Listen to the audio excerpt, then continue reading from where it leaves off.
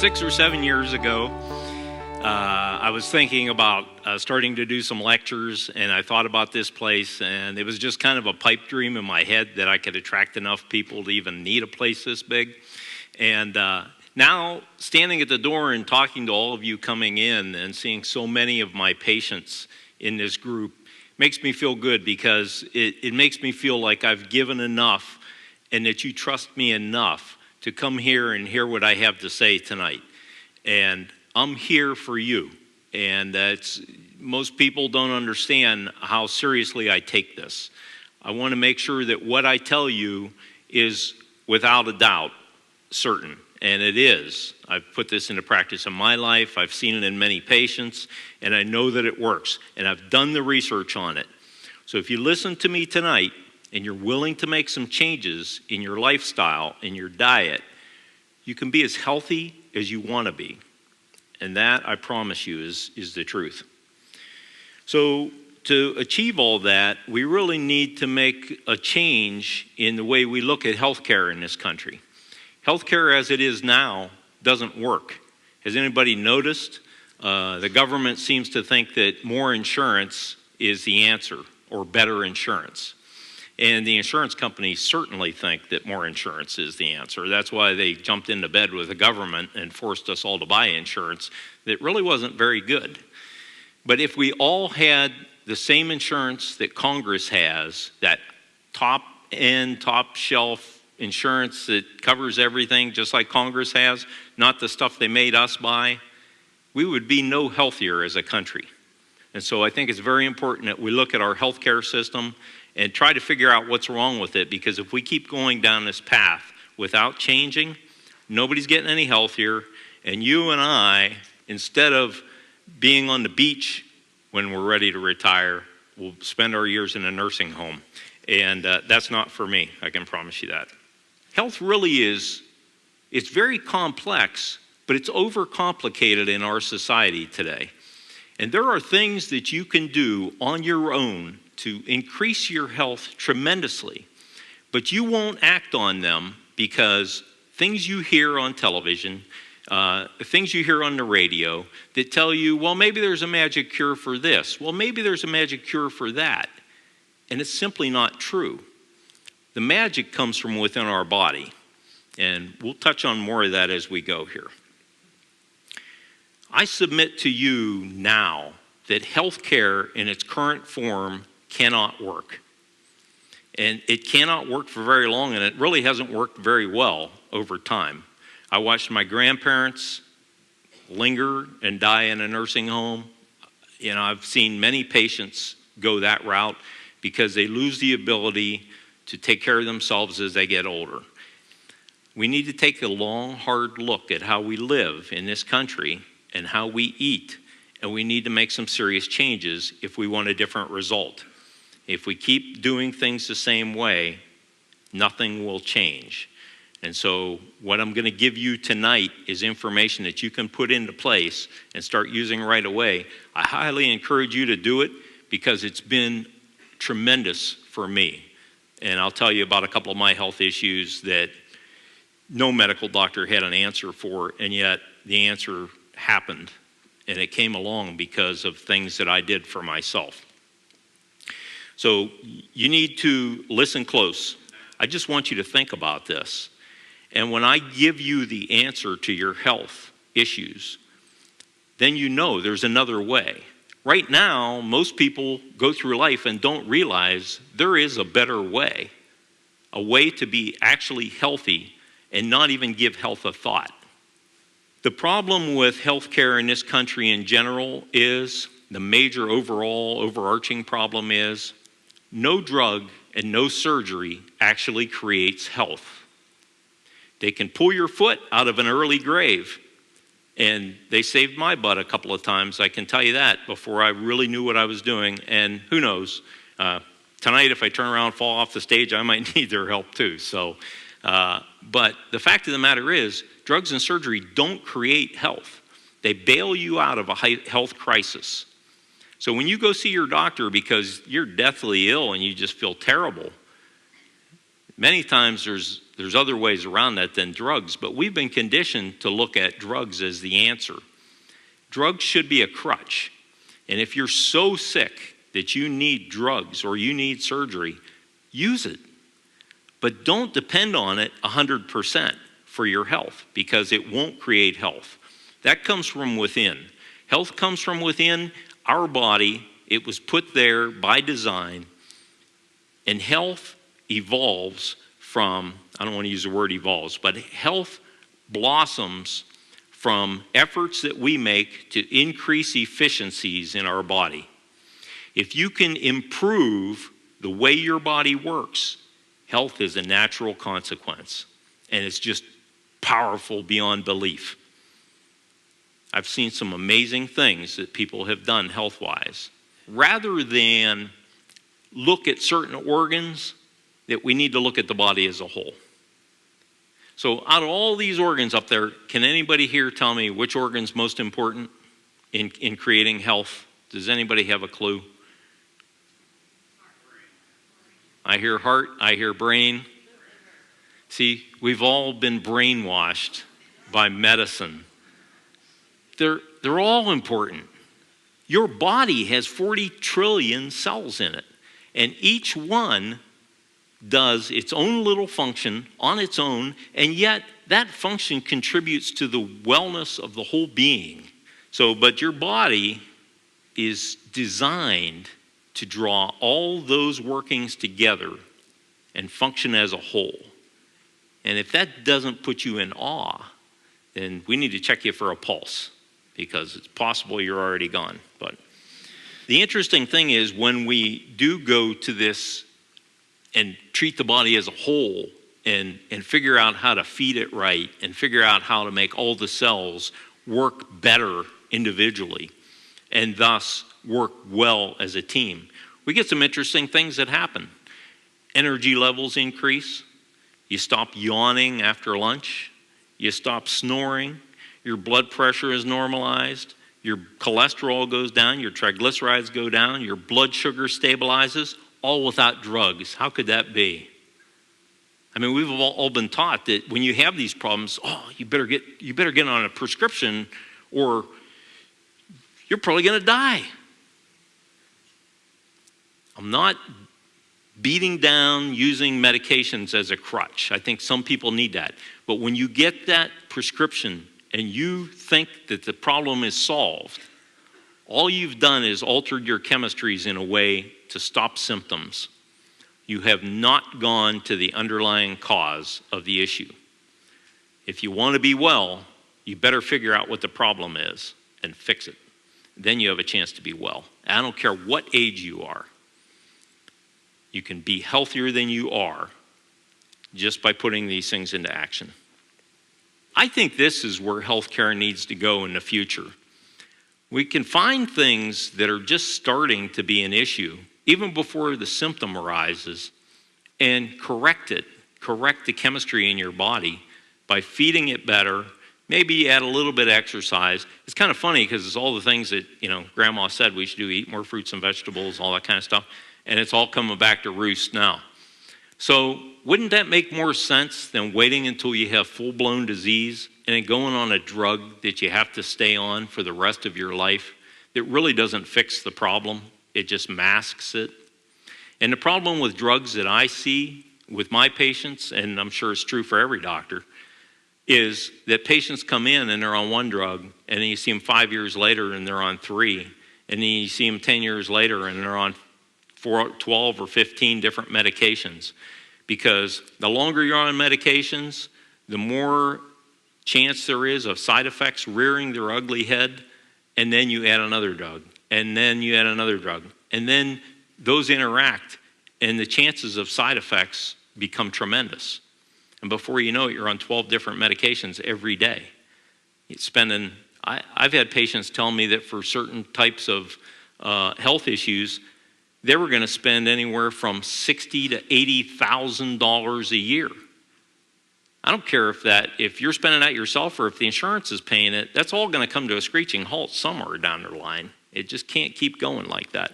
So to me, this makes much more sense. Figure out what's going on,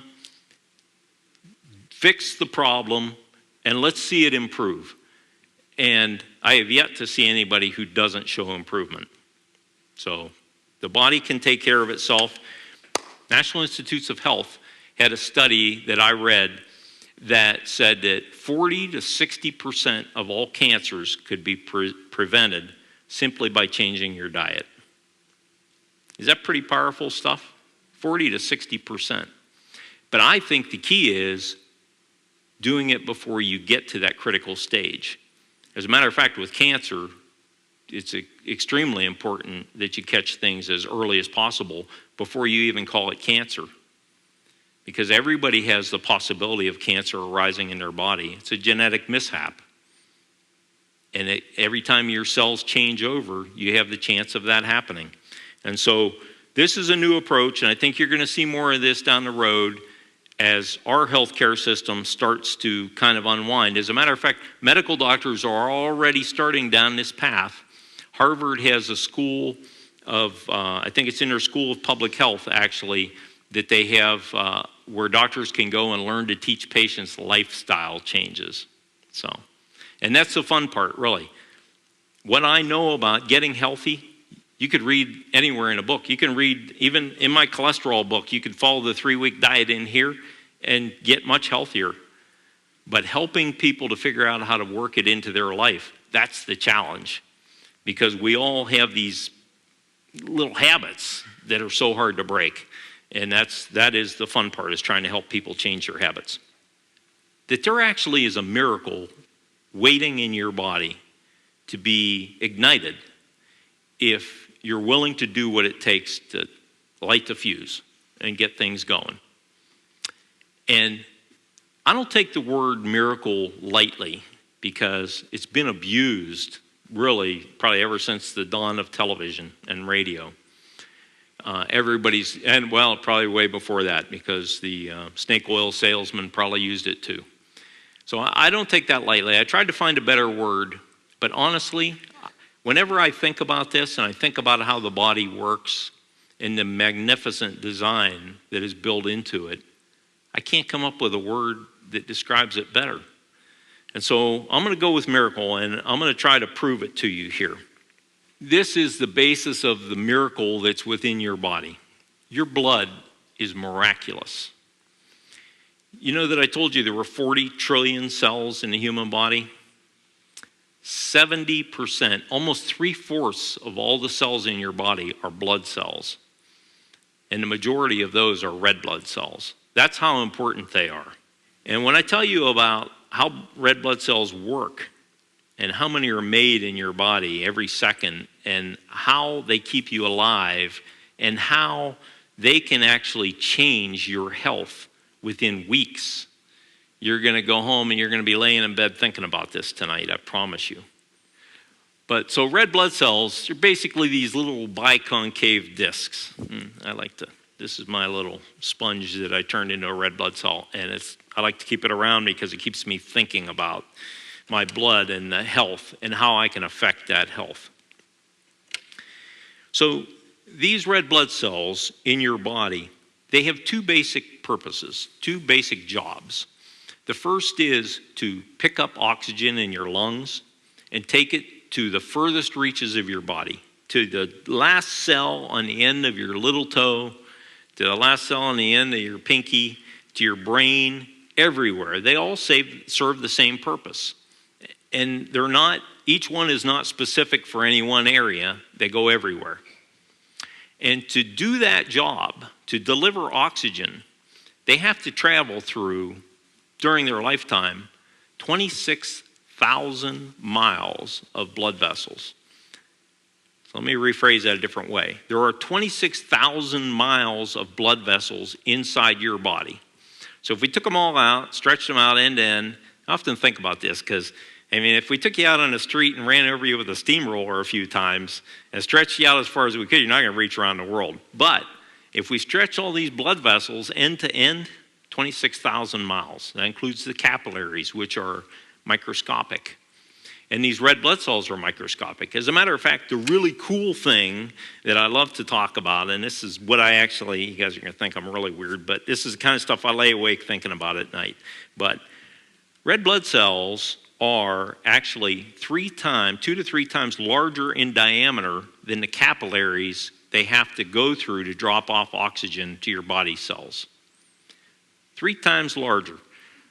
What human engineer could ever come up with a design where we go, okay, we're going to take this thing, it's 3 times bigger than this, we're going to shove it through there, and it's going to happen millions of times every second in your body, over and over and over. And these things are going to last for a few months, and then they're going to die off, and they're going to be replaced. It's just mind-boggling to think how powerful that is right there. So not only do they drop off oxygen, and how do they know to do that?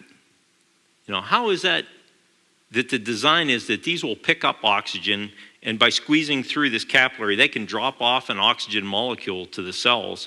And not only that, but when they drop off the oxygen molecule, they pick up a carbon dioxide molecule to take back to your lungs to get rid of, for you to breathe out. They go to the lungs, red blood cell goes to the lungs, drops that carbon dioxide off, you breathe it out, you breathe in the oxygen, whole thing goes all over again.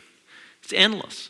Whether you're running a marathon or sitting on the couch eating potato chips, they do it constantly. And the other thing that happens is these miraculous red blood cells are produced at such a high rate in your body. You guys have any idea how many red blood cells per second are made? 2 to 3 million every second are produced in your body. To think that this is actually the secret to health. You make these healthy, and they'll make your whole body healthy. You know, your body's like a giant garden, if you will, with millions, what did I say? Trillions of cells. So let's say you have 10 trillion body cells, muscle, tendon, bone, organs, everything. And you have all these red blood cells, their job is to deliver oxygen to them to keep them going. Isn't that kind of like a giant garden?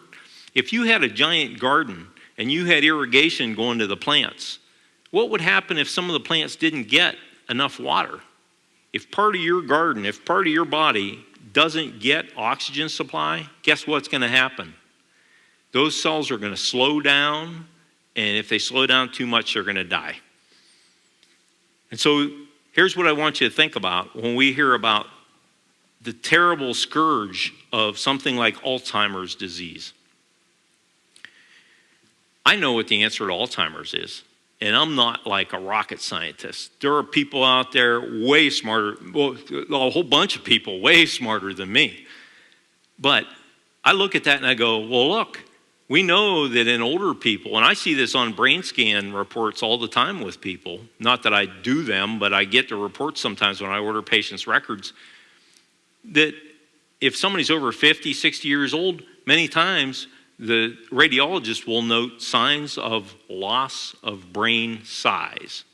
So your brains are starting to atrophy.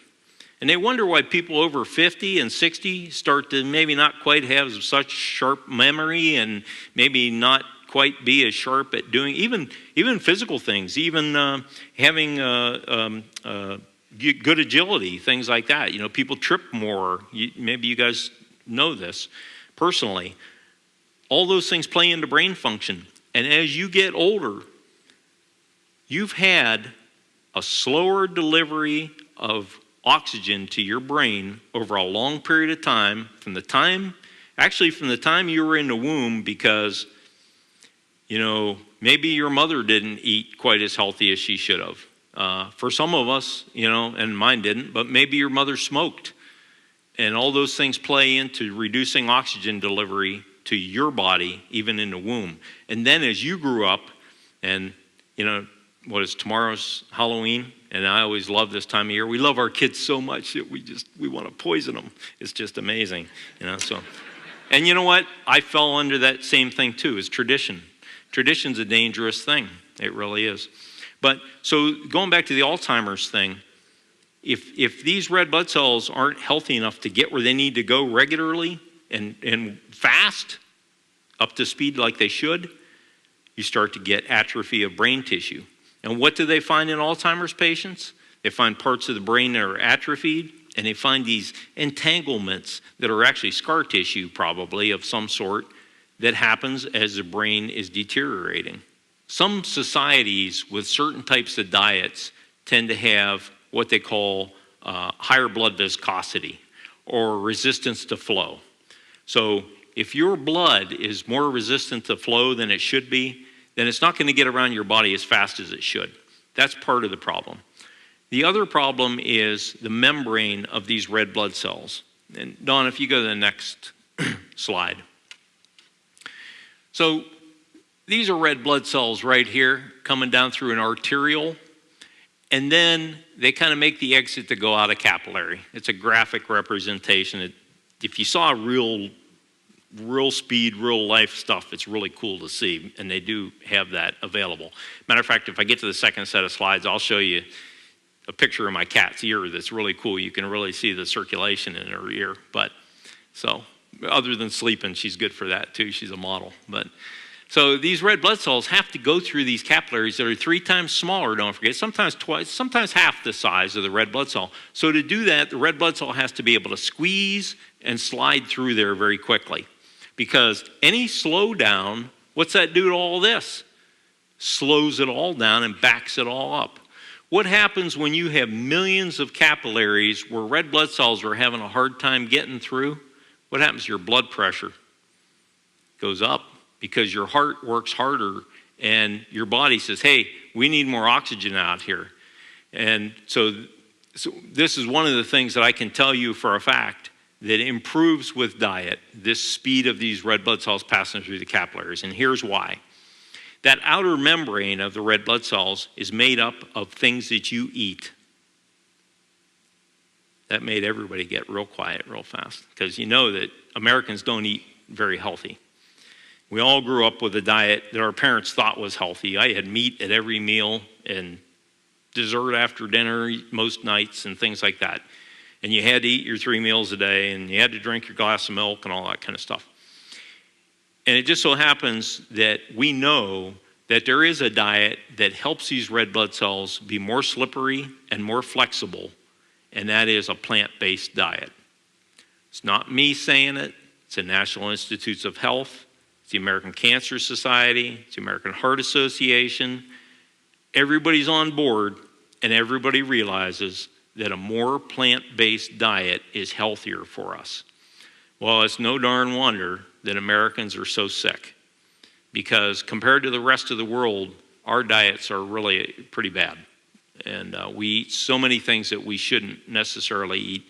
And meat and cheese and heavy dairy, the fatty dairy, are all such big parts of our diet. So the diet that helps these things get through the capillaries faster is a plant-based diet. Does it have to be 100%? You're going to be a guru, go live in a cave and only eat, sprouts and stuff? No. Because I'm going to tell you the way I live, and my blood numbers are good, way good compared to what they used to be. They're not perfect yet, but I'm getting there. And so what I do is on a daily basis, I eat foods that are mostly plant-based, and every once in a while, when I go out with friends, we have a picnic or something like that, I'll eat whatever I want. But I might only do that every week, once a week, or every 2 weeks, or sometimes I'll even go a month and only go out to eat one time. Now, I'll tell you that the longer you eat like this, the more you gravitate toward the healthy foods. So even there's times when we'll go out to a restaurant and I'll have a piece of fish, broccoli, and a salad, and I feel like I'm splurging. And everybody's going, wow, you're really eating healthy.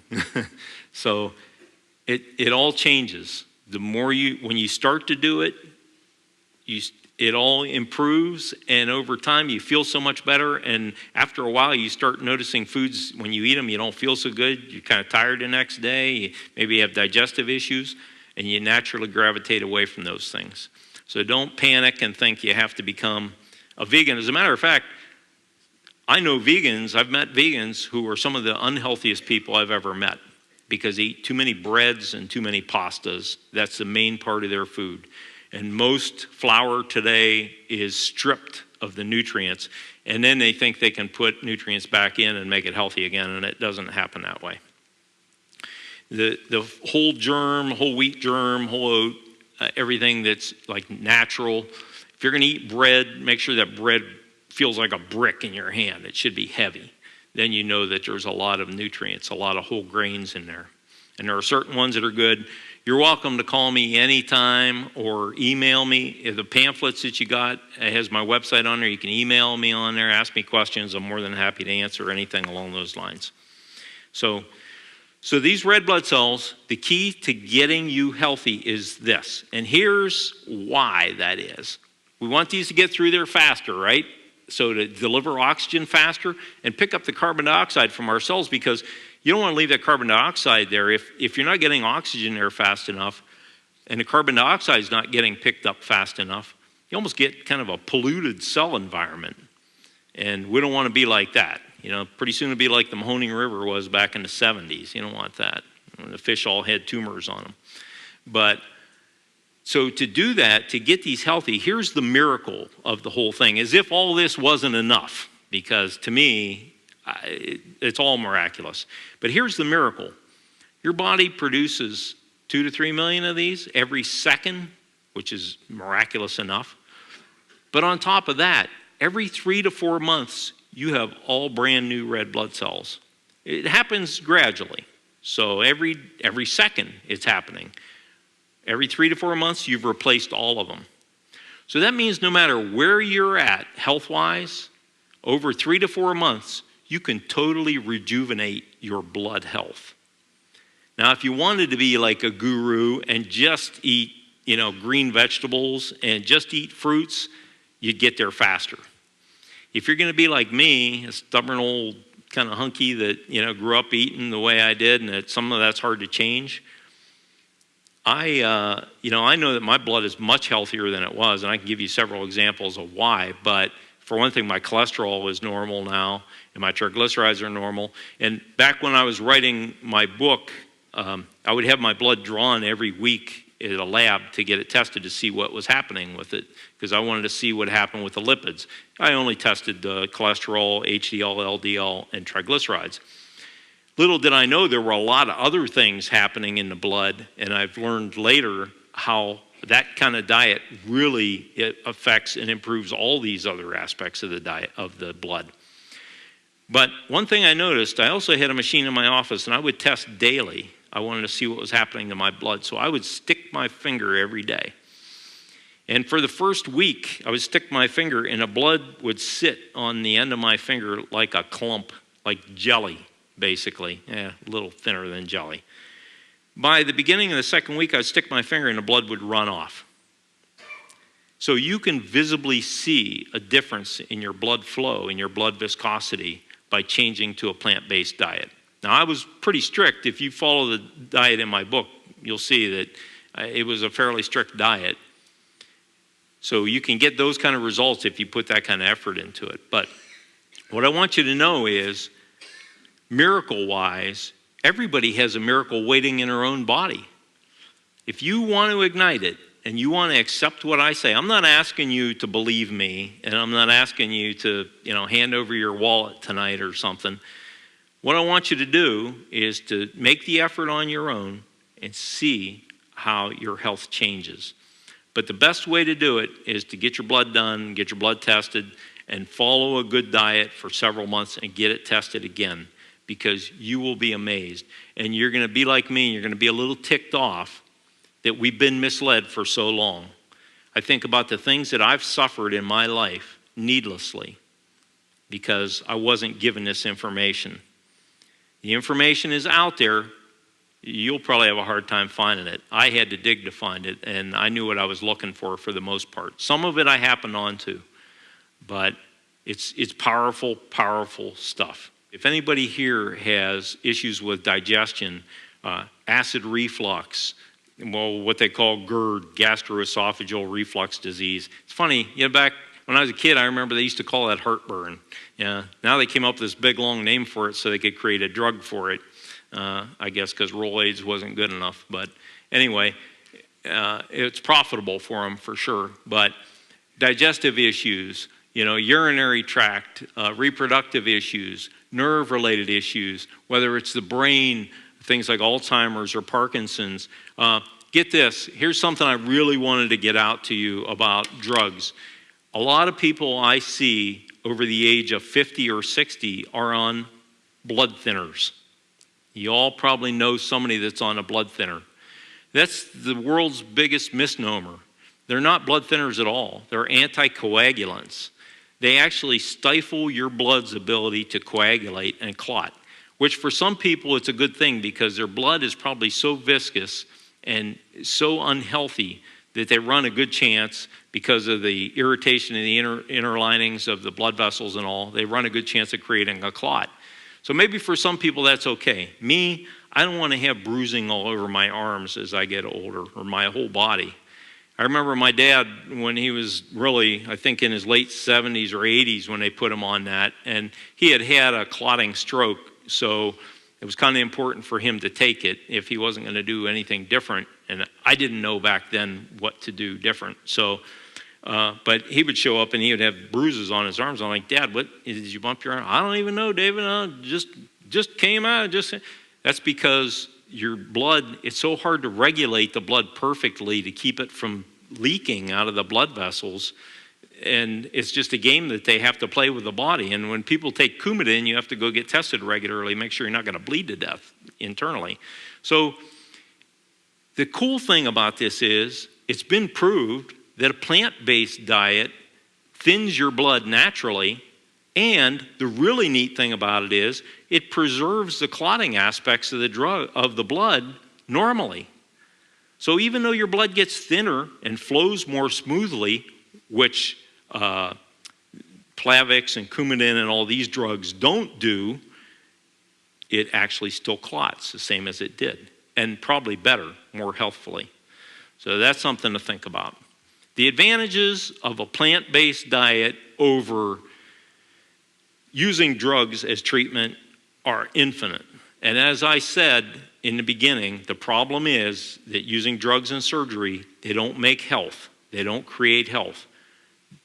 A plant-based diet, and I'm not even saying 100%, you could be, what I do day in and day out, I consider myself to be probably a 90% plant-based, and I didn't even try to get there. It just, initially I made some efforts, but now on a daily basis, and I'm going to show you on a couple slides here in a minute, this is what we eat every day, and I just enjoy myself when I go out to eat or whatever, but your tastes do change, and all of a sudden, you're looking at things in a different light, and you're looking at restaurants as to how healthy their food might be for you and things like that, and you're not fanatical about it. Like if I go to a friend's house and they've got, I'm not going to eat a steak necessarily because I just don't get into that, but if they're roasting hot dogs, I know. It's not real meat, but if they're roasting hot dogs on a fire, I'm going to have a hot dog and I'm going to enjoy myself, But the next day, I'm back to eating healthfully because what happens, my body has a little speed bump. I put some stuff into it that maybe not quite so good, but if I've been eating healthy every day, knowing what I've told you about the wisdom of the human body that's built into the human body, does anybody think that if you've been putting regular healthy stuff into your body over and over, and for one meal you eat some bad stuff, does anybody think that the body, given a choice, okay, I still have all this healthy stuff he ate yesterday, that it still has to be metabolized, or I can put this hot dog in that red blood cell membrane. What, you think the body's smart enough to know the difference and just expel the hot dog garbage and use? Yes, that's my opinion. And I think my blood tests actually proved that. So, because this is the way I live, I still enjoy food, I still enjoy life, I enjoy being with people even more than ever before because I'm not all focused on the food. And I try to think about people a little bit more. And that's kind of a natural outgrowth of it too. Okay, so this is something you need to know, that simply putting the image of a piece of fruit on a cupcake does not make it healthy. So I've had patients that have tried to get away with this, and doesn't work. So next slide. And what the heck is this? Oh, this is basically, this is our lunch counter in the back of the office. So this is one of the little tricks that we do to keep eating healthy. When Denise and I go in the office in the morning, I still do have one really bad habit. I drink a cup of coffee in the morning, and I don't know, maybe it's bad, maybe it's not. And I even put cream in my coffee, so helping my dairy farmer patients out. But anyway, it's we keep fruit and some peanut butter and usually some nuts and things on the back counter in the office. And during the morning, when we get a break, we munch. And that's our breakfast, basically. So that's one of the little tricks, is to find things that in your life that are conducive to eating healthier, and find little tricks to make it easy on yourself to do it. It's not like pulling teeth, and changing. You have to be sudden change or anything. You just want to kind of ease into it if you can. Find what works for you.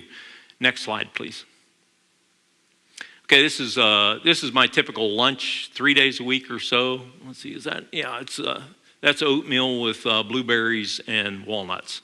And it's great. And you can do all kinds of stuff with oatmeal. Oatmeal, by the way, is a big part of the cholesterol lowering diet, and it truly does work. So it's not just Quaker oats blowing smoke. It actually really does help. And so I eat that almost every day on my diet in my book. And I still, to this day, 2 or 3 times a week at least, sometimes more, I'll have this for lunch. Or my favorite is oatmeal with peaches, or oatmeal, bless you, oatmeal with banana and walnuts, kind of like banana nut bread, if you will. And so, there's just all kind of things you can do with oatmeal and fruit. It's tremendous. Next slide, please. I'll go through these kind of quick because I know you guys have been here a while. So typical dinner for us, this is kind of a light one, but it's basically sweet potatoes. It's hard to see on that dish. Zucchini and broccoli and cauliflower. This is probably summer because I usually grow my own zucchini, and I like my own if I can. Little garden. And then a big salad, red leaf lettuce, green leaf lettuce, romaine sometimes, peas, a lot of times beets. Anything that you want to put in the salad, it's green. And I make my own dressings at home. Just whip up a little bit of balsamic vinegar and oil. Just a tiny bit of oil, not too much. And always use a good olive oil if you can. Next slide, please. Stir fry, amazing flavor. And portobello mushrooms, usually these are white mushrooms, but portobellos and peppers and whatever else you want to stir in there. Usually I throw broccoli and carrots, and sometimes we'll make a little bag of brown rice or long grain wild rice and split that with that meal. So, and actually it's a fair amount of food. And it's amazing how full you get without meat in a meal. Next slide. Oh, shoot, this doesn't look... No, any way to lower the lights there, Don?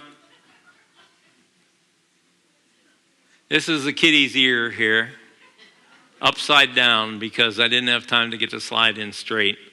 But can you see the artery right around here with the arterioles branching off of it? And then we get these little bridges in here. These are arterioles as well. And you can't see them, but there's really fine capillaries all through here. Besides being a sweet cat, she's a really good ear model too. So I'll give her that. So the big question is, how many people here are going to take advantage of this information, and how many are going to go away and go, that guy's a nut. I'm not listening to him. But I assure you, I grew up the same way that you did. I love food. I still love food. Thanksgiving, I'm going to eat Thanksgiving dinner, no question. I won't be falling asleep on the couch like everybody else. And I won't be snoring because I don't snore anymore, because this kind of diet helps you end snoring. I hear all the wives out there going, you hear that? But you know what? Wives snore a lot of times as much as husbands. They just don't hear it over the husband's snore. But there's all kinds of health benefits you can get from this. And I like to say that there's really no limit, because I have complete and total faith in the human body's ability to heal itself if we only do what it takes. But here's the caveat in this whole thing, and you can take this with you and internalize this. The reason many people fail, 2 reasons, when they go on a plant-based diet. They eat too many pastas and too many breads. That's one reason. And the other reason is they don't stay with it long enough to really realize the benefits. because, as I said, it takes 3 to 4 months to turn all these over if you eat perfectly. I encourage you to take what I've given you information-wise. I promise you I didn't hold anything back. If there's any questions you have, you can email me, go to my website, drop an email on the website or whatever, call my office, talk to me. I'll give you my personal email if you want. It doesn't matter. I'm here to help people. So I hope you all are around for a very long time, and I hope to see you on the beach someday, walking down the beach. So thank you.